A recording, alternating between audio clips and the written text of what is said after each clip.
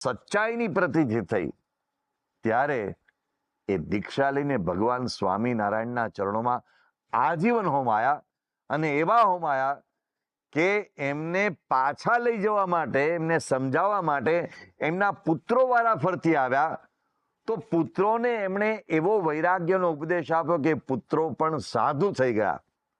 તો આવા નિષ્કુળાનંદ સ્વામીએ ભગવાન સ્વામિનારાયણ માટે જે કીર્તનમાં લખ્યું છે એમાં એ સચ્ચાઈનો રણકાર છે.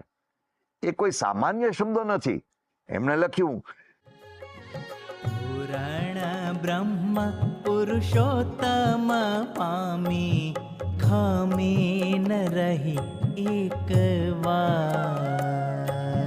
પુરાણ બ્રહ્મ પુરુષોત્તમ પામી ખામી ન રહી એક વાર.